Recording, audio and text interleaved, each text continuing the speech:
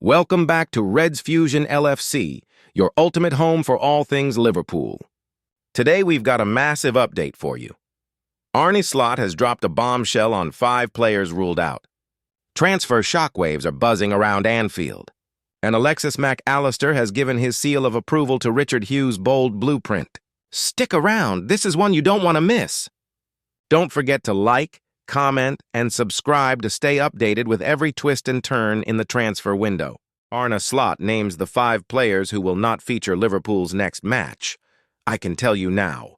Arne Slot was speaking after his Liverpool side got over the line in the Merseyside derby with Everton at Anfield on Saturday. Arne Slot talked up the strength of his Liverpool squad after beating Everton 2-1 in the 247th Merseyside derby on Saturday, and the Reds boss hinted at wholesale changes for Tuesday night when his side's Carabao Cup campaign begins. At home to Southampton in the 3rd round, Slot made 4 alterations to the side that started Wednesday night's 3-2 win over Atletico Madrid in the Champions League as Connor Bradley, Milos Kerkez, Hugo Ekitike, and Alexis Mac Allister all returned.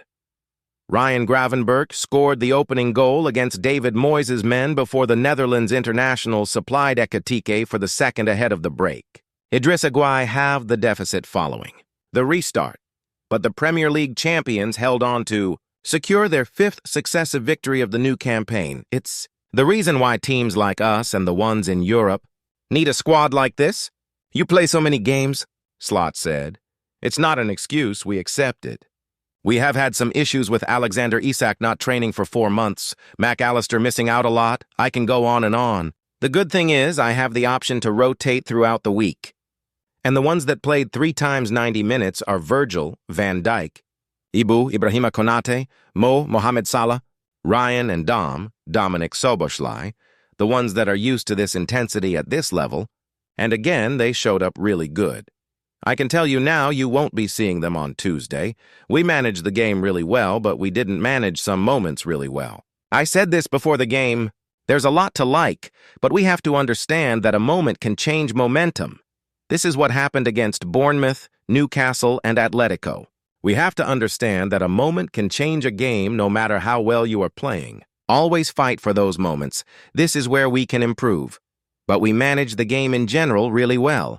I don't think they had a chance after 2-1, but it always feels a bit difficult if you're only 2-1 up.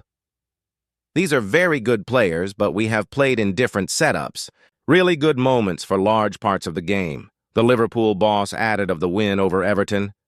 For me, it was because they took the positions we wanted them to take and the other team did what we expected them to do.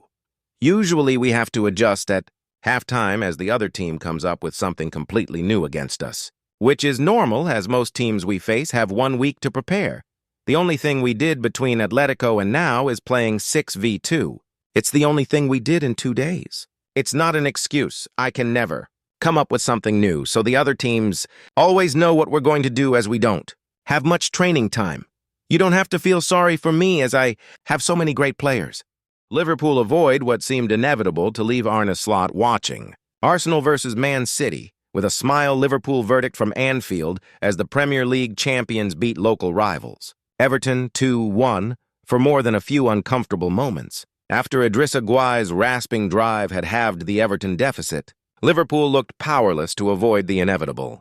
But this time, rather than fling away a 2-goal lead for what remarkably would have been a 4th time inside barely a month of this new season, Arne Slot's champions held their nerve and ground out another big victory. Instead, that preserves their 100% start to the campaign across all competitions. This was as competitive a Merseyside derby as there has been at Anfield for quite some time, and the upwardly mobile and inventive Everton will feel their efforts after the break deserved more than a second defeat of the campaign. But Liverpool's ability to etch out the maximum from games when they are not at their sparkling best has become a key feature of this defense of their crown, and they can now include neighbors Everton in the list of the teams they have conquered alongside title rivals Arsenal, Champions League outfit Newcastle and Bournemouth, who headed into the weekend in 3rd. Once more, it was a performance that didn't reach lofty heights, but 15 points already means Sunday's watch of Manchester City's visit to Arsenal will be done so in plenty of comfort for Slot. whose team will be a beneficiary of that result, whatever happens at the Emirates. Both first-half goals here were perfect examples of the devastating threat Liverpool can carry for teams who leave gaps around their own half. The first arrived via Ryan Gravenberch's hooked finish from Mohamed Salah's clip over the top, before the second came after expert link-up from all three midfielders, with Gravenberch finding Hugo Ekitike with a razor-sharp ball that was given the finish it deserved, through Jordan Pickford's legs. Gravenberch has reinvented himself under Slot, having been something of a squad player on the fringes in Jurgen Klopp's final campaign. The Dutchman, the Premier League's Young Player of the Year for 24-25, has once more started in blistering form, with his beautiful balance and press resistance in the middle of the park. If there has been one criticism of the Netherlands star, it has been the lack of contributions in the goals and assists columns to go with his poise and power. So this was about as perfect as it could have been on that score, with Gravenberch supplying one of each during a largely one-sided first period where he once more oozed class. At age of 23 and 127 days, Gravenberch became the youngest player to score and assist in a Merseyside derby, while his 7 recoveries of possession was the highest of any player in the match. There can't be many better midfielders on the continent just now, and with his best years ahead of him, it is a mouth-watering prospect for Slot, who must take so much credit for getting his compatriot's career back on the rails at the start of last season. Wayne Rooney makes Florian Wirtz claim after Liverpool star dropped Liverpool boss Arne Slot named his team to face Everton in the Merseyside derby on Saturday, with superstars Florian Wirtz and Alexander Isak both named on the bench for him. Everton striker Wayne Rooney reckons Liverpool manager Arne Slot has shown David Moyes the ultimate mark of respect by benching Florian Wirtz for the Merseyside derby.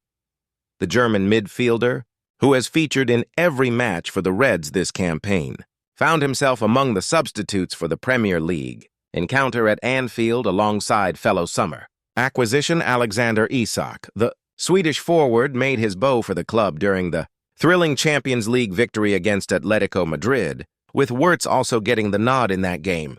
The Reds headed into the Merseyside derby sitting pretty at the summit of the table, having secured maximum points from their opening 4 Premier League outings, while Everton had also enjoyed an encouraging beginning to the campaign with 7 points from an identical number of matches.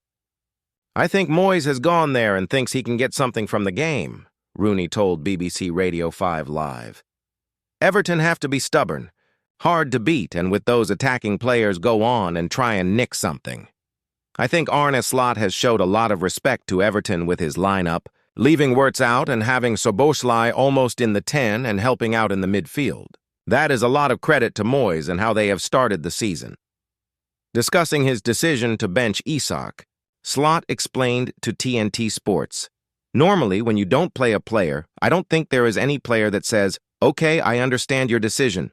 Okay, maybe they understand it, but they may have made a different one themselves. I wouldn't be surprised if you ask him today that he would say it's the best choice for him not to start. But of course it is about match fitness. It was good to see him play for an hour in midweek. Let's see how many minutes he can make today." Regarding Wirtz's omission, Slot stated, "The same thinking as Alexis McAllister on the bench against Atletico. Like I said, it's 3 games in 7 days. Not in 8 days. This is Sunday, Wednesday, then Saturday. This is one of the most intense games that we have to play, so we try to manage it during Burnley and Atletico. For today, I think Dominik Szoboszlai, who played both of those games as well, is more used to the intensity of the Premier League in this program than Florian, who is coming from Germany. So it's only to do with so many games in limited time. I think he will feature, but not from the start."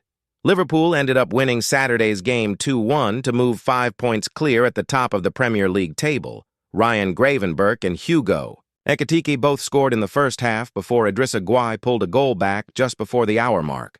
Everton pushed for an equalizer, but Liverpool managed to get the win.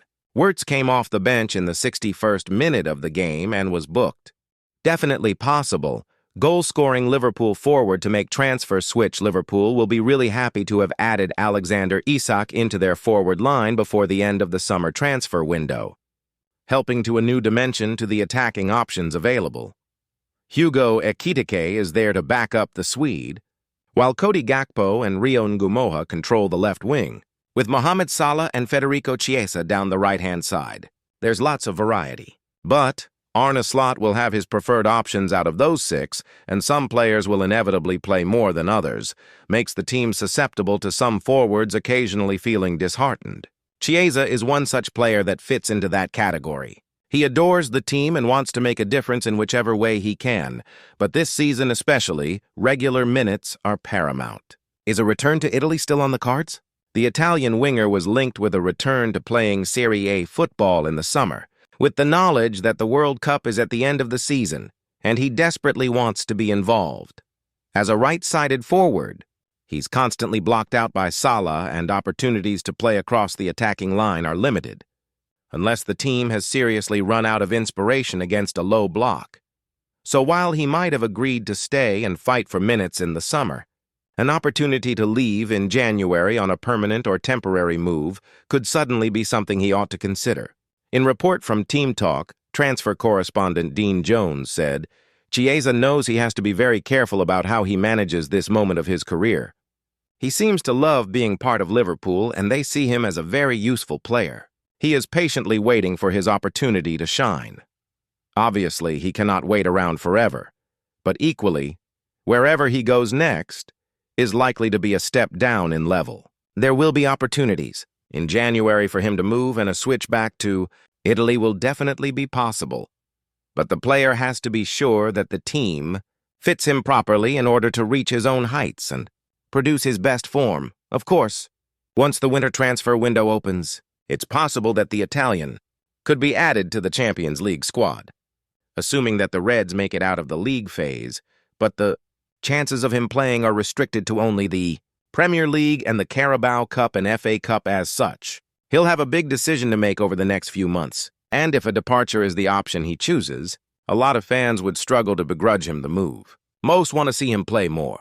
Alexis Mac Allister gives seal of approval to Richard Hughes' transfer blueprint. Liverpool spent a record 450 million in the summer transfer window, with Richard Hughes overseeing a landmark campaign. The Reds had largely opted to sit out the previous few windows, saving up their resources to make an almighty splash in the summer just gone. Premier League title holders. Liverpool broke the British transfer record twice, spending $116 million on Florian Wirtz and committing to a $125 million deal for Alexander Isak. But even more top signings were recruited by Hughes and head coach Arne Slot, with Milos Kerkez, Jeremy Frimpong, Hugo Ekitike, and Georgi Mamuradashvili among the headline arrivals. Liverpool's big changes in the transfer market leaves Liverpool in a very strong position to defend their Premier League title, with Slot having a much deeper squad than the one that claimed the 20th top-flight victory in the Reds' history. There were several departures, too. Darwin Núñez and Luis Diaz have left the front line, while others, including Trent Alexander-Arnold, Kaoimhin Kelleher, Gerald Quansah, Harvey Elliott, Tyler Morton, Ben Doak, and Nat Phillips have also walked through the exit door. McAllister believes in Liverpool new boys' quality. The squad is now in state of flux, as Slot attempts to pick the best lineup possible on a consistent basis and bed in the new signings as quickly as possible. The transfer blueprint has already won the seal of approval from at least one title winner, in the shape of Alexis Mac Allister, asked by TNT Sports where this was. The best transfer window of all time, the Argentina player was in no doubt that Hughes had completed deals for quality acquisitions. Maca reveals the key to success. We brought in many very good players who have the quality to play here, he said. Everyone is pleased with the window, but football is crazy. New signings don't guarantee anything. You have to build a team, understand each other, and that's the process we're in now. There's no doubt about the quality of the players, but the key is creating a team to win. That serves as a timely reminder for Liverpool's new stars. Their predecessors have managed to win the Premier League, FA Cup, and EFL Cup over the last few seasons, and the new faces have a lot to live up to.